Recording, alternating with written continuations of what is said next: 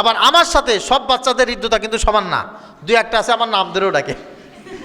দেখছেন, আপনারা দেখছেন, ও ইমরান হুজুর, হ্যাঁ, ও নাম কি, তালার হুজুর, বাগেরহাট হুজুর। বাচ্চাদেরকে জিজ্ঞাসা করবেন মাঝে মাঝে, তোমাদের মাদ্রাসায় কোন কোন হুজুর আছে, দেখবেন বলবে বাগেরহাট হুজুর, তালার হুজুর, খুলনার হুজুর, ফকিরহাটের হুজুর আর ইমরান হুজুর। তা আমার কাছে সবার ভাব কিনা সমান না। আমি জিজ্ঞাসা করলে যেভাবে বলতে পারবে, আপনি জিজ্ঞাসা করলে সেভাবে পারবে না। আবার আপনি জিজ্ঞাসা করলে যেভাবে পারবে, আমার কাছে আসলে সেভাবে পারবে না। এখন আপনি যদি আপনার কাছে দলিলটা আমার কাছে পেশ করেন, আমার কাছে যা যা জিজ্ঞেস করেছি সব পেরেছে, মাদ্রাসায় পারলো না কেন, মাদ্রাসায় পারলো না কেন, এটা আপনি আপনার বাচ্চার উপরে জুলুম করবেন। বাহিরদিয়া এনএম মাদ্রাসার 2025 সালের একেবারে শেষ অধিবেশনে শেষ অভিভাবক সবাই আমাদেরকে উপস্থিত করেছেন, আমরা হাজিরা দিতে পেরেছি, শুকরিয়া আদায় করছি, সকলে পড়ছি আলহামদুলিল্লাহ। আমার সামনে উপবিষ্ট প্রিয় অভিভাবকবৃন্দ, দায়িত্বশীল হিসাবে আপনাদের সাথে কিছু মত বিনিময় করা আমাদের জন্য ওয়াজিব। অভিভাবক হিসাবে, একটি সন্তানের পিতা মাতা হিসাবে কিছু কথা আপনাদের শ্রবণ করা, আমাদের সাথে থাকা, আমাদেরকে সহযোগিতা করা, এটা আপনাদের জন্য ওয়াজিব। আমাদের দায়িত্ব আমরা পালন করব, আপনাদের দায়িত্ব আপনারা পালন করবেন। উভয়ের দায়িত্ব যদি সচেষ্টভাবে পালিত হয়, আমাদের ভবিষ্যৎ প্রজন্ম ফুলের মতো সুন্দর হবে। আল্লাহ পাক রব্বুল আলামিন যেন আমাদের এই উভয়ের দায়িত্ব পালনের মাধ্যমে আমাদের ভবিষ্যৎ প্রজন্মকে সুন্দর করুন, সেই তৌফিক আল্লাহর কাছে কামনা করছি, সকলে পড়ছি আল্লাহুম্মা আমিন। আমি প্রথমেই মাদ্রাসার শিক্ষার বিষয়ে একটি দুটি মেসেজ আমি আপনাদেরকে দিতে চাই। যে মেসেজটা সর্বপ্রথম যে অভিভাবক সভা হয়েছিল সেখানে আমি আপনাদের সাথে শেয়ার করেছিলাম। আমাদের আজকে যাদেরকে নিয়ে আমরা বসেছি, আপনাদের বাচ্চারা সবাই কিন্ডারগার্টেন শাখায় পড়ে। আমাদের মাদ্রাসাটি হচ্ছে নুরানি মাদ্রাসা। অনেকেই আমরা এই বিষয়টি খুব বেশি অবগত নই। আজকেও যারা মাদ্রাসায় ভর্তি হয়ে গেছেন, গত 4 দিনে প্রায় আমাদের শিশু প্রথম বর্ষে এই পর্যন্ত 18-20 জন ভর্তি কমপ্লিট।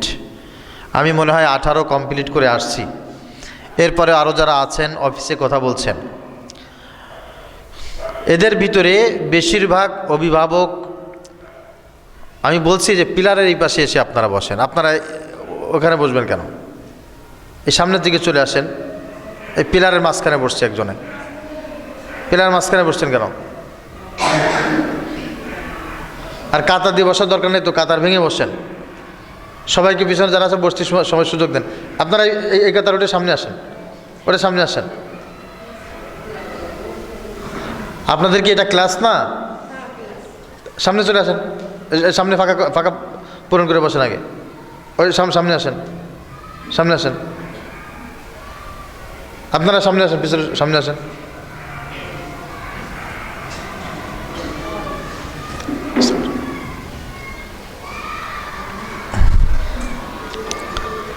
যে কথা বলছিলাম, আমাদের যে অভিভাবকগুলো আমাদের মাদ্রাসায় বাচ্চাদেরকে ভর্তি করেছেন, অনেক অভিভাবক জানেন না যে আমাদের মাদ্রাসার লেখাপড়ার কারিকুলামটা কি। এটার বিষয়ে অনেকের ধারণাই নেই। অনেকে চিন্তা করে অন্যান্য কিন্ডারগার্টেনের মতো এইটা মনে হচ্ছে। বিষয়টা এমন নয়। এই কনসেপ্টটা আপনাদের একেবারে ক্লিয়ার করতে হবে, ক্লিয়ার থাকতে হবে আপনাদের যে আমাদের বাচ্চাদেরকে কি শিখাতে এখানে দিয়েছি। আমাদের যে সিলেবাস, এই সিলেবাসটা হচ্ছে নুরানি সিলেবাস। প্রথমে আপনাকে সন্তানের ব্যাপারে, দিনের ব্যাপারে যে বিষয়টা সাধারণভাবে ধারণা রাখা উচিত তা হচ্ছে, আপনার সন্তানকে হাফেজ বানানো ফরজ না, মাওলানা বানানো ফরজ না, মুফতি বানানো ফরজ না, কিন্তু আপনার সন্তানকে এলেম শিক্ষা করানো কি বলেন ফরজ। ছেলে হোক বা মেয়ে হোক, প্রত্যেককে এলেম শিক্ষা করানো ফরজ। আমরা একটা হাদিস জানি, আপনাদের মুখস্থ থাকার কথা। বলেন তো কি হাদিসটা? বলেন, আরবিতে বলেন। মাশাআল্লাহ। তলাবুল ইলমি ফরিদাতুন আলা কুল্লি মুসলিম।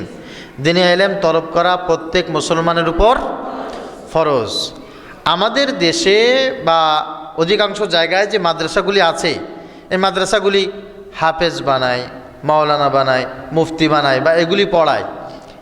উচিত প্রত্যেকটা বাচ্চাকে এমন একটা সেক্টরে নিয়ে আসা যেখানে গেলে এরা ফরজ এলেমটুকু শিখায়। একমাত্র বাংলাদেশে নুরানি শিক্ষা এমন একটা শিক্ষা ক্লাস 3-র ভিতরে একটা সুন্দর কারিকুলাম সিস্টেমে এনে একটা সিলেবাস আকারে একটা ট্রেনিং সিলেবাস কমপ্লিট করে দিয়েছে। এরকম যদি কোনো বাচ্চা শিশু থেকে শুরু করে ক্লাস 3 পর্যন্ত কমপ্লিট করে, তাহলে যতটুকু এলেম শিক্ষা করা ফরজ, এই ফরজিয়াতটা আদায় হয়ে যাবে আলহামদুলিল্লাহ।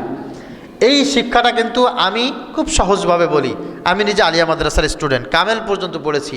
কামেল পর্যন্ত পড়ার ভিতরে এই সিলেবাসটা নাই।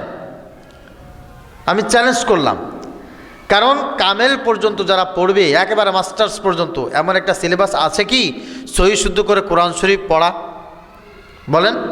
বহু কামেল পাস ভাইয়েরা আমার এমন আছে, আমার সহপাঠীরা এমন আছে, মেয়েরা এমন আছে সহি শুদ্ধ করে কোরআন শরীফ পড়তে পারে না। তা সহি শুদ্ধ করে যদি কোরআন শরীফ পড়তে না পারে ফরজিয়াত আদায় হবে?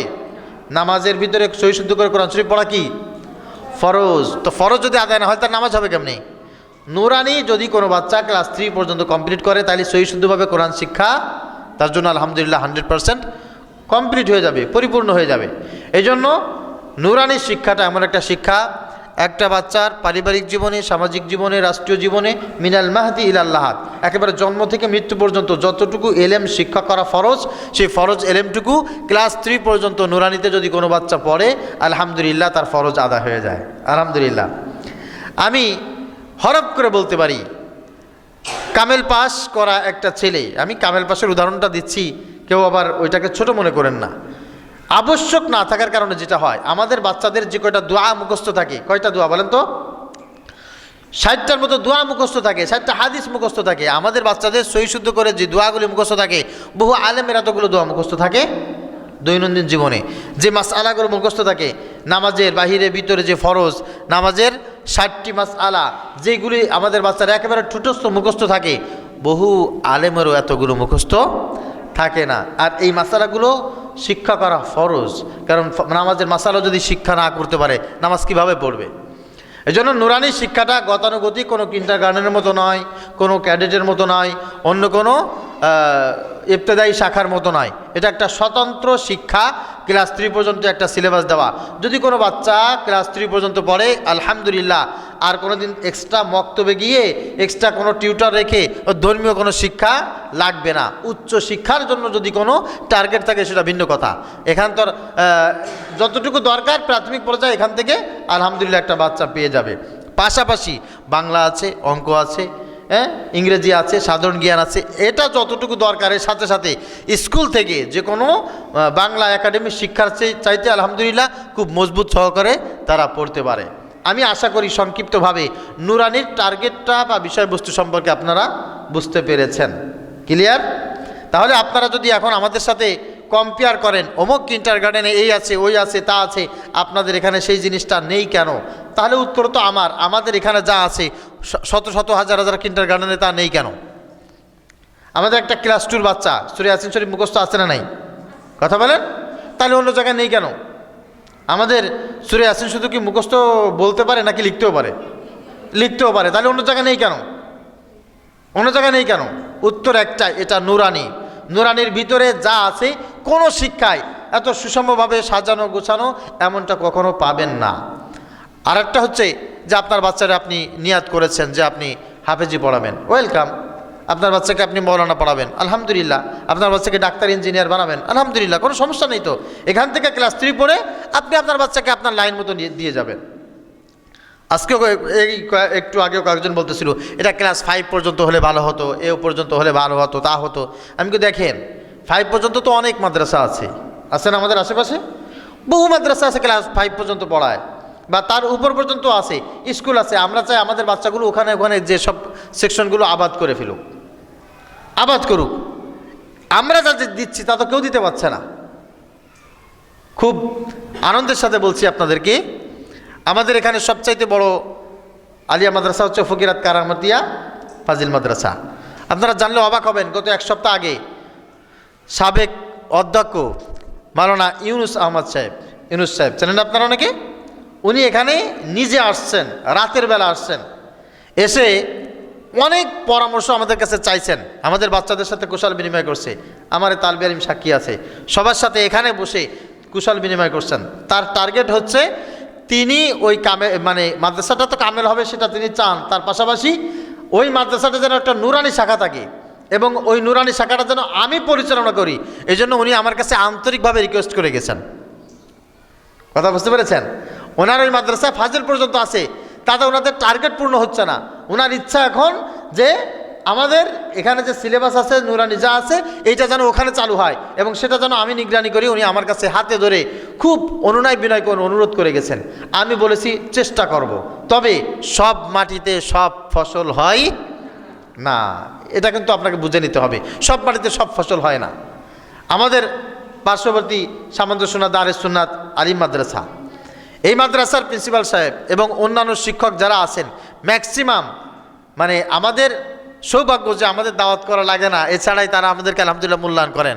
পরীক্ষা রেজাল্টের দিন 7-8 জন হাজির, এবছরও দেখবেন ইনশাল্লাহ হাজির। কেন? তারা আমাদের মাদ্রাসার মানে প্রচার তারা নিজেরাই করেন এবং বলেন যে আমাদের এখানে আলিম পর্যন্ত আছে ঠিক আছে, কিন্তু ওই বাচ্চাদের হাতের লেখা যা, ওই বাচ্চাদের পড়া যা, আমাদের বাচ্চারা তা পারে না। এই জন্য আপনারা এক কাজ করেন, ক্লাস 3 পর্যন্ত এনে মাদ্রাসায় দিয়ে তারপর আমাদের এখানে চলে আসেন। সর্বশেষ যে কথাটা বলবো, আমাদের ফকিরহাটের শিক্ষা অফিসার, এই খেয়াল করেন, উনি গাবখালী স্কুল পরিদর্শনে গেছেন, যা দেখে ক্লাস 5-এ স্টুডেন্ট 12 জন। ওখান থেকে বুড়িবরতলা গেছেন, যে দেখেন ক্লাস 5-এ স্টুডেন্ট 9 জন। আসছেন আমাদের এই স্কুলে, এসে দেখে ক্লাস 5-এ মাত্র 6 জন। জিজ্ঞাসা করছে যে প্রাইমারিতে অবস্থা এরকম কেন?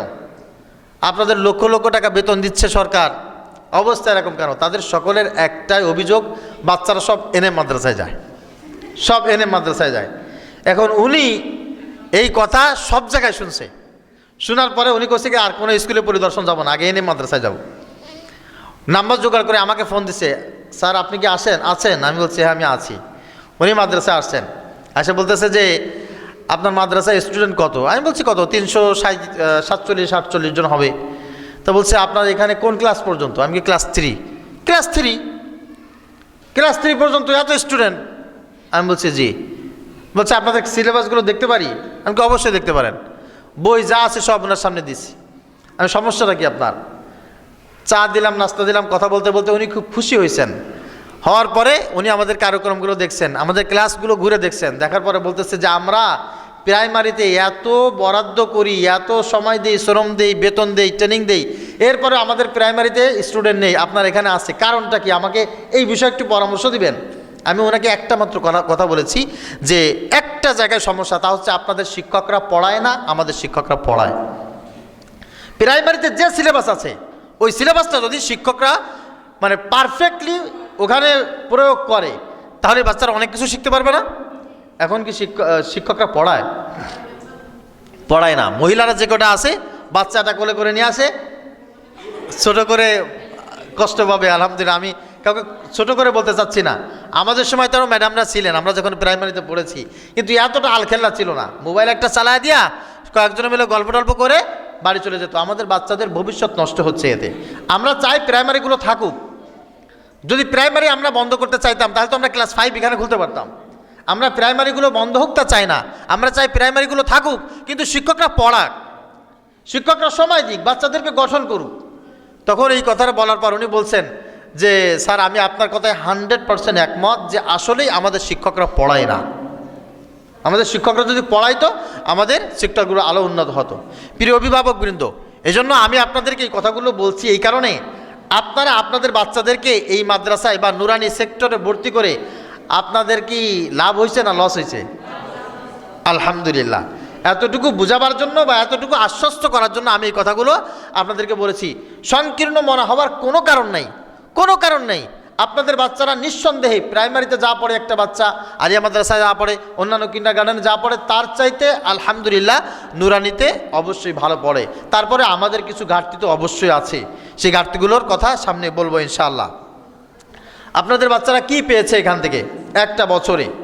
গত বছরে যে বাচ্চাটা ডান বাম চিনত না, যে বাচ্চাটা মাদ্রাসায় আসতে চাইতো না, কান্নাকাটি করতো, যে বাচ্চাটা সুন্দর করে কথাও বলতে পারতো না, সেই বাচ্চাটা আলহামদুলিল্লাহ এবছর হাদিসগুলো মুখস্থ বলে, আরবি হরফগুলো কত সুন্দর করে সাজিয়ে গুছিয়ে বলে, সে বাচ্চাগুলো অ আ ক খ এ বি সি ডি 1 2 3 4 কত সুন্দর করে লেখে। সেই বাচ্চাগুলো সবচেয়ে মজার বিষয় হচ্ছে আপনাকে সালাম দেয়, আমাকে সালাম দেয়। যে বাচ্চাটা বাড়ি থেকে বের হতে চাইতো না, সেই বাচ্চাটা প্রতিনিয়ত মাদ্রাসায় আসে। যে বাচ্চাটা বাড়ি থেকে যাওয়ার পরে মার খোঁজ বাবার খোঁজ নিত না, সেই বাচ্চাটা যে মাকে বাবাকে সালাম দেয়। এতটুকু পরিবর্তন যদি আপনার বাচ্চার হয়ে থাকে, আলহামদুলিল্লাহ আপনি সফল, আমরাও সফল, ঠিক কিনা? মাদ্রাসায় পড়ানোর উদ্দেশ্য তো আমাদের তাই যে আমাদের বাচ্চাগুলো আমাদের সাথে সুন্দর আচার আচরণ করবে। আপনাদের কি মনে হয় এই পরিবর্তনটুকু হয়েছে? হ্যাঁ, আলহামদুলিল্লাহ। যদি এটা হয়ে থাকে, কিছু সবাই কিন্তু এখানে যারা আছে সবাই ক্লাসে পাস করবে না। সবাই করবে? সবাই পাস করবে না, এবং সবাই হায়ার এডুকেটেড হবে না, সবাই আলেমও হবে না। কিন্তু বিয়াদব যেন না হয়, অবাধ্য যেন না হয়, এই বিষয়টা আমাদের 100% গুরুত্ব দেওয়ার অধিক দরকার। প্রিয় অভিভাবকবৃন্দ, আমি আপনাদেরকে বলছি, আমরা বাহিরদা এএনএম মাদ্রাসা পরিবার, আমরা শুধু ছাত্রদেরকে পড়াই না, আমাদের অন্যতম একটা টার্গেট হচ্ছে আমাদের অভিভাবকদেরকে পড়ানো। আমি ইতিপূর্বে কয়েকটা অনুষ্ঠানে আপনাদের হাত উঁচু করেও আমি সাক্ষ্য নিয়েছি যে আমরা শুধু বাচ্চাদেরকে পড়াই না, আমরা অভিভাবকদেরকেও পড়াই। একটু আগে একটা হাদিস আপনারা বলেছেন, এই হাদিসটা কি সবার আগে মুখস্থ ছিল? না, আপনাদের বাচ্চারা এই মাদ্রাসায় পড়ে, যার কারণে এই হাদিসগুলো আপনাদের মুখস্থ হয়েছে, ঠিক না?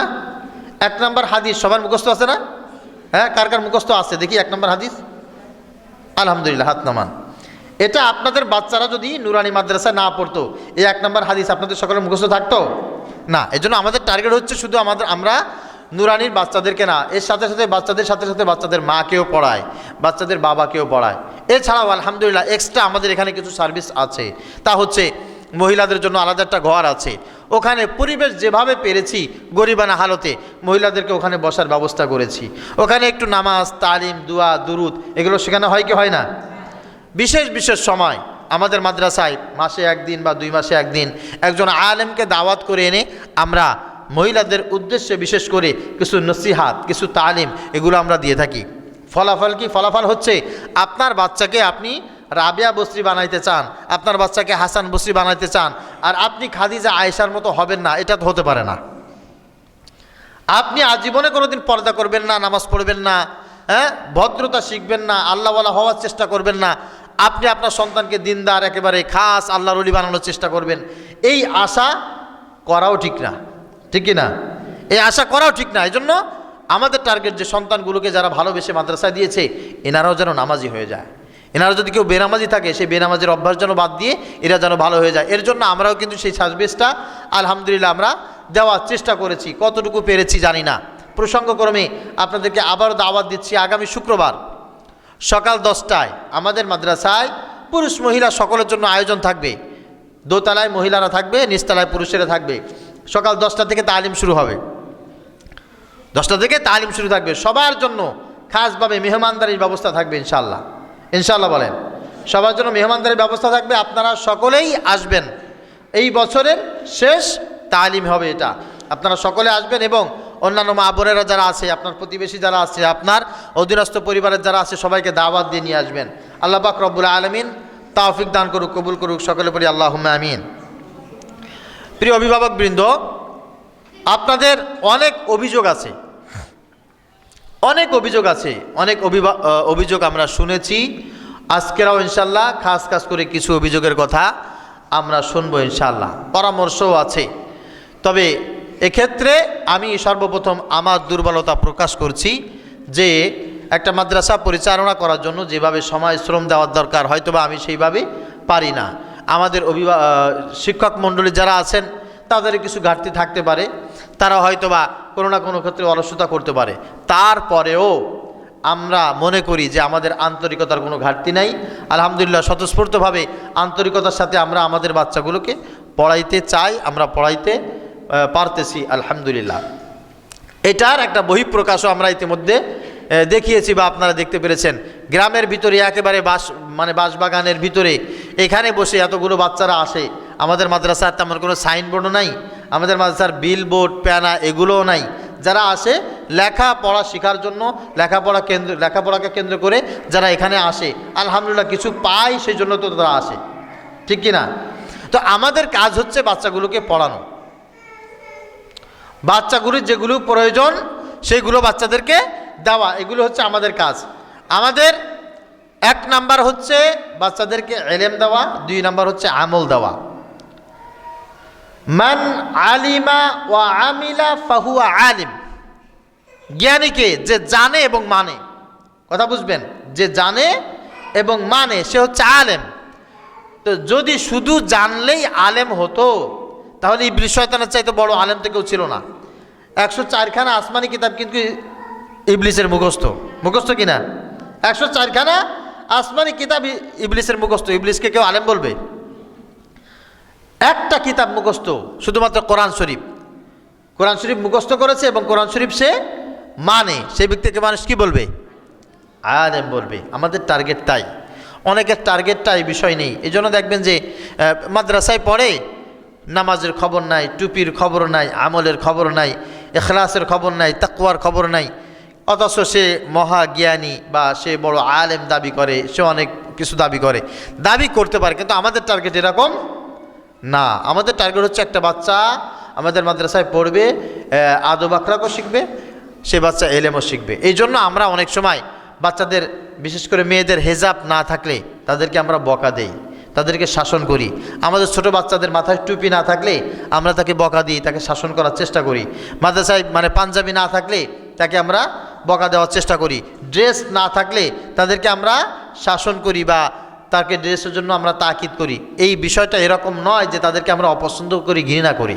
আমাদের টার্গেট থেকে বলছি, আমাদের টার্গেট, আমাদের বাচ্চারা যেমন এখানে হাদিস পড়ে, আমাদের বাচ্চারা রাস্তা দিয়ে যখন যাবে জিকির করতে করতে যাবে, মাদ্রাসায় যখন আসবে জিকির করতে করতে আসবে।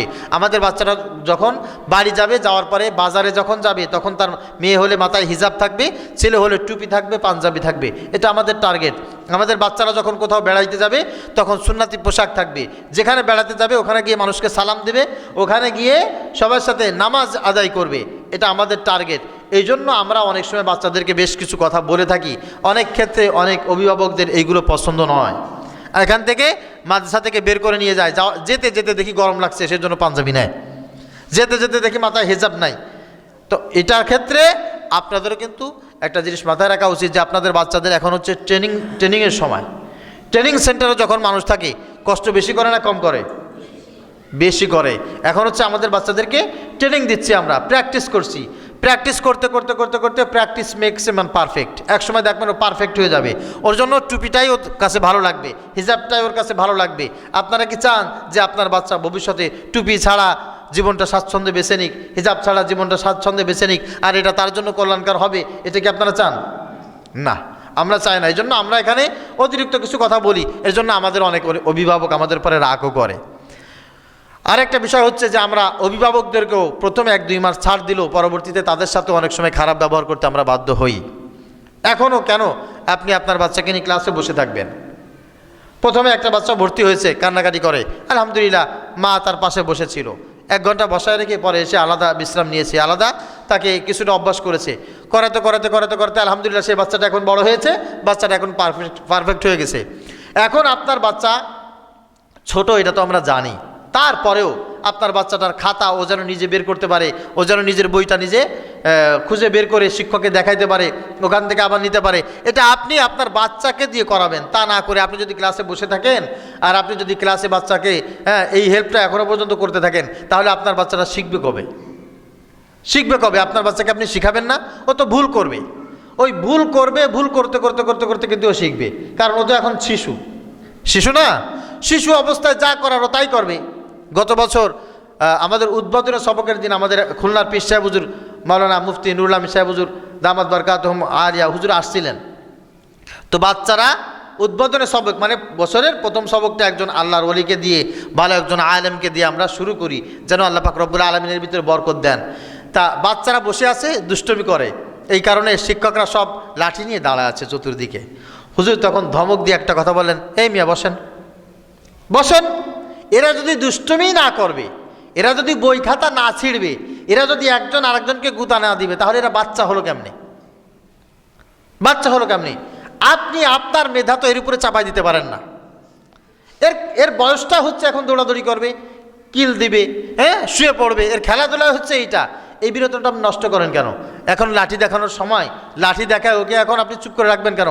আমি খুব স্বাচ্ছন্দ্য বোধ করছি যে আমার সামনে বাচ্চারা দুষ্টমি করেছে, তার মানে আসলেই আমার এই প্রোগ্রামটা বাচ্চাদেরকে নিয়ে। আমার এখন আপনারা যারা সামনে আছেন, আপনারা তো বাচ্চা না, ওদের আচরণটা যদি আপনারা করেন তাহলে আপনাদেরকে কি বলবো? পাগল, অসভ্য। কিন্তু বাচ্চারা যদি এই কাজগুলো একেবারে খুব সুন্দর বসে থাকে, তাহলে মনে করতে হবে এরা বাচ্চা না, এরা সব বয়স্ক হয়ে গেছে, সব বুদ্ধিমান হয়ে গেছে। এই জন্য বাচ্চাদের আচরণ বাচ্চারা করবে, আপনারা যদি ওদের মতো করে করেন। সিঁড়িতে জুতা একটা বাচ্চা যদি নিয়ে ওঠে কিছুটা সহ্য করা যায়, আপনি যদি জুতা নিয়ে উঠে যান, আপনি যদি ক্লাসে বসে থাকেন, এটা কি আসলে অভিভাবক হিসাবে আপনার জন্য শোভনীয়? এই জন্য আপনাদের সাথে অনেকের সাথে আমরা খারাপ ব্যবহার করেছি, ধমক দিয়েছি, এটা আমাদের জন্য নয়, আপনাদের কল্যাণের জন্য। সবশেষ কথা হচ্ছে, আমাদের এখানে টিচার যারা আছে ওনারা তো আসলে দিল খুলে মন উজাড় করে বাচ্চাদের সাথে স্বাচ্ছন্দ্যে ভাব আদান প্রদান করতে পারে না যদি মহিলারা 2-4-5 জন বসে থাকে। সম্ভব? এটা সম্ভব? বাচ্চাদের সাথে ভাব আদান প্রদান করতে পারে না যদি মহিলারা ওখানে বসে থাকে। এই জন্য আপনাদের এই বিষয়ে ছাড় দেওয়া উচিত, আপনাদের এই বিষয়টা ছাড় দেওয়া উচিত। যারা নতুন ভর্তি হবে তাদের সাথেও আপনারা এই বিষয়গুলো শেয়ার করবেন, আর আপনারা নিজেরাও চেষ্টা করবেন যে ওই দোতলায় উঠবেন না, আর জীবনে কোনোদিন উঠবেন না। আপনাদেরকে উঠতে না বললে 3 তলা আর কোনোদিন উঠবেন না। আপনার বাচ্চাকে একা একা বই দিয়ে পাঠিয়ে দিবেন, যাও যে ক্লাসে বসো, আগে যে বেঞ্চ ফাঁকা পাও সেই বেঞ্চে যে বসো, ওখানে যাও। ওকে আপনি বুঝান, ওকে আপনি প্র্যাকটিস করেন। এখন যদি ক্লাসে 1 রোল 2 রোল 3 রোল হলো, জীবনটা সফল হয়ে গেল, বিষয়টা এরকম নয়। কিন্তু এখন যদি কিছু শিখতে না পারে, ওর জীবনটা কিন্তু সামনে খুব কঠিন হবে। আপনাদের উচিত ছিল সারা বছরে আমাদের সাথে একটু ভালো কমিউনিকেশন করা, কয়েকবার করে আসা, হ্যাঁ, যখনই ডেকেছি তখন হাজির হওয়া। অনেকে পেরেছেন, অনেকে পারেন নাই। যারা পারেন নাই তারা সামনে এই সময়গুলো আসলে আপনারা আর সময় নষ্ট করবেন না, এই নিয়াত করেন। আর যারা পেরেছেন এই বিষয়টা আরও কন্টিনিউ করার চেষ্টা করবেন। আল্লাহ পাক রব্বুল আলামিন তৌফিক দান করুক, সকলে বলি আল্লাহুম্মা আমিন। প্রিয় হাজরিন, আপনাদেরকে কিছু বিষয় সিদ্ধান্ত আমাদের দিতে হবে। সেটা হচ্ছে, আমাদের বার্ষিক পরীক্ষা শুরু হচ্ছে কয় তারিখ? 8 তারিখ। এই 8 তারিখ যে পরীক্ষা শুরু, এই ডেটটা কিন্তু আমাদের না, এটা আমাদের বোর্ডের ডেট। শেষ হবে কয় তারিখ? 15 তারিখ। এই 15 তারিখ যে শেষ হবে, এটা আমাদের সিদ্ধান্ত না, এটা আমাদের বোর্ডের সিদ্ধান্ত। অর্থাৎ আমাদের পরীক্ষার যে রুটিনটা আছে, এই রুটিনটাও আমাদের বোর্ড থেকে আনা। আমরা রুটিনটা আমাদের মতো করে তৈরি করি নাই। এবং আপনারা খুব অবাক হবেন যে অনেকেই আলহামদুলিল্লাহ আশ্বস্ত, তারপরে বলছি, রিপিট করছি, যে প্রশ্নগুলো আমাদের না, প্রশ্নগুলো বোর্ড থেকে প্যাকিং করে দেয়। যেদিন পরীক্ষা সেই দিন সকালে ওই প্যাকেটটা খুলেই শুধুমাত্র আমরা পরীক্ষার হলে বাচ্চাদেরকে প্রশ্নগুলো দিয়ে থাকি। কারণ বার্ষিক পরীক্ষায় অনেকে অনেক কষ্ট করেছেন, বাচ্চাদেরকে এই ঠান্ডা, শীত, গরম, বর্ষায় নিয়মিত মাদ্রাসায় উপস্থিত করেছেন। এরপরও যদি বাচ্চাটা খারাপ করে, আপনারা একজন শিক্ষককে দায়ী করবেন, বলবেন স্বজনপ্রীতি করেছে, আবার বলবেন যে মৌখিক পরীক্ষায় ইচ্ছা করে নাম্বার কম দিয়েছে, আবার বাচ্চাদের সাথে খারাপ আচরণ করবেন, এত কষ্ট করলাম তারপরেও মার্কস কম পাইলি কেন, রোল এত পিছনে চলে গেল। খবরদার, এই বিষয়টা আপনারা একেবারে বাচ্চাদেরকে নির্দোষী হিসাবে দেখবেন, আর শিক্ষকদেরকে একবারে নিষ্কলুষ হিসাবে রাখার চেষ্টা করবেন। আল্লাহর কসম দিয়ে বলি, আমি আজ পর্যন্ত এই মাদ্রাসার শুরু থেকে এই পর্যন্ত একটা রেজাল্টের ব্যাপারে কোনো দিন কারোর সাথে যাররা পরিমাণ স্বজনপ্রীতি করিনি, কাউকে করতে দেইনি। এরপরেও যদি কেউ কোনো কথা বলেন, আল্লাহর জিম্মায় আপনি দায়ী থাকবেন। আপনাদের বাচ্চাদের কারোর সাথে কোনো এক যাররা পরিমাণ স্বজনপ্রীতি করা আমাদের কাজ নয়, কোশ্চিন কালেও নয়। কিন্তু এখানে আমাদের বাচ্চাদের ক্ষেত্রে রেজাল্ট যেটা হয়ে থাকে তা হচ্ছে ম্যাক্সিমাম তাকদীর কেন্দ্রিক। কী কেন্দ্রিক বলেন? তাকদীর। তাকদীর আল্লাহ তাআলা যা লিখে রেখেছে সেটা হবেই। আমাদের বাচ্চাদের 10টা হাদিস সবার মুখস্থ। যারা সিলেবাসে 10টা হাদিস আছে, 100 জনের 100 জনের মুখস্থ। 10টা দোয়া সবার মুখস্থ, সূরা ইয়াসিন সবার মুখস্থ। কিন্তু শিক্ষকের সামনে বলার ভাব ভঙ্গিমা সবার একরকম হয় না। আমি ছোট্ট উপমা দিয়ে এই বিষয়টা শেষ করব। তা হচ্ছে, আপনারা যারা সাইকেল চালাতে পারেন বা হাঁটতে পারেন, এখানে যদি 1 ফুট বা 1 হাত লম্বা যদি একটা কাপড় দিয়ে দেওয়া হয়, আর যদি বলা হয় এই একার কাপড়ের উপর এখান থেকে হেঁটে চলে যান, পারবেন না? কথা বলেন? খুব স্বাচ্ছন্দ্যে পারবেন। মসজিদের ভিতর দিয়ে 1 হাত লম্বা একটা কাপড় দিয়ে দিলাম, এর উপর দিয়ে আপনারা হেঁটে চলে যাবেন, কাপড়ের বাইরেও পাওয়া যাবে না, আপনিও হেলে দিলে পড়বেন না। আচ্ছা, এবার 5 তলার উপরে একটা ছাদ যদি করা হয় 1 হাত চওড়া করে 20 হাত লম্বা, এইটার উপর থেকে কে হেঁটে যেতে পারবেন? পারবেন না, কারণ রাস্তাও একই, প্রশস্ততাও একই, স্থানটা ভিন্ন। ওই জায়গায় আপনি সোজা হেঁটে যেতে পারবেন না, আপনার ভয় লাগবে, ভয় লাগবে। আবার অনেকে যাদের অভ্যাস তারা পারেও বটে। আপনার বাচ্চাটা আপনার সামনে যেভাবে সুন্দর করে সব কিছু বলতে পারতেছে, একটা ছড়া, একটা কবিতা, হ্যাঁ, একটা শব্দ, একটা বাক্য যেভাবে আপনার সামনে গড়গড় করে বলতে পারতেছে, আমার সামনে কি সেভাবে পারবে? বলেন। আবার আমার সাথে সব বাচ্চাদের হৃদ্যতা কিন্তু সমান না, 2-1টা আছে আমার নাম ধরেও ডাকে। দেখছেন, আপনারা দেখছেন, ও ইমরান হুজুর, হ্যাঁ, ও নাম কি? তালার হুজুর, বাগেরহাট হুজুর। বাচ্চাদেরকে জিজ্ঞাসা করবেন মাঝে মাঝে, তোমাদের মাথায় কোন কোন হুজুর আছে? দেখবেন বলবে বাগেরহাট হুজুর, তালার হুজুর, খুলনার হুজুর, ফকিরহাটের হুজুর আর ইমরান হুজুর। তা আমার কাছে সবার ভাব কিনা সমান না। আমি জিজ্ঞাসা করলে যেভাবে বলতে পারবে, আপনি জিজ্ঞাসা করলে সেভাবে পারবে না। আবার আপনি জিজ্ঞাসা করলে যেভাবে পারবে, আমার কাছে আসলে সেভাবে পারবে না। এখন আপনি যদি আপনার কাছে দলিলটা আমার কাছে পেশ করেন, আমার কাছে যা যা জিজ্ঞেস করেছি সব পেরেছে, মাদ্রাসায় পারলো না কেন, মাদ্রাসায় পারলো না কেন, এটা আপনি আপনার বাচ্চার উপরে জুলুম করবেন। এই পরীক্ষার দ্বিতীয় সময় পরীক্ষার পরে অনেকে খাতা দেখেছেন, আলহামদুলিল্লাহ এখনো পর্যন্ত এরকম কোনো অবজেকশন পাইনি যে শিক্ষকরা স্বজনপ্রীতি করেছে। কিন্তু আপনাদের ধ্যান ধারণা ছিল এরকম, হুজুর আমি আপনার বাচ্চাকে যা বলেছি সব তো পারছে, পরীক্ষার খাতায় কি করছে, নিশ্চয়ই কোনো না কোনো সমস্যা মনে হয় হুজুরা করছে। কিন্তু এসে দেখে যে পরীক্ষার হলে বসে লিখা আর বাসায় বসে মায়ের কোলে বসে লিখা এক না। এজন্য এই বিষয়টা আপনারা নিষ্কলুষ থাকবে। আপনার বাচ্চার জন্য দোয়া করেন। আমি আমার বাসায় যেটা বলি যে আমার বাচ্চারা যদি পারে তাহলে আলহামদুলিল্লাহ আমরা সকলে সফল। আপনি অভিভাবক হিসেবেও সফল, আমি শিক্ষক হিসেবেও সফল। কিন্তু সব বাচ্চাদেরকে যে পরীক্ষায় 100 নম্বর পেতে হবে আর সিরিয়ালে 1, 2, 3 আসতে হবে তা না। আমি আমার মেয়ের ক্ষেত্রেও বলি যে আমার মেয়ে যদি পারে আলহামদুলিল্লাহ আমি খুশি, কিন্তু আমার মেয়ে ফার্স্ট হতে হবে। এই জন্য যে আমি মহাখুশি, বিষয়টা এমন নয়। যে ফার্স্ট হয়েছে এর চাইতে ভালো মেধাবী স্টুডেন্ট পরে আছে না নাই? আছে।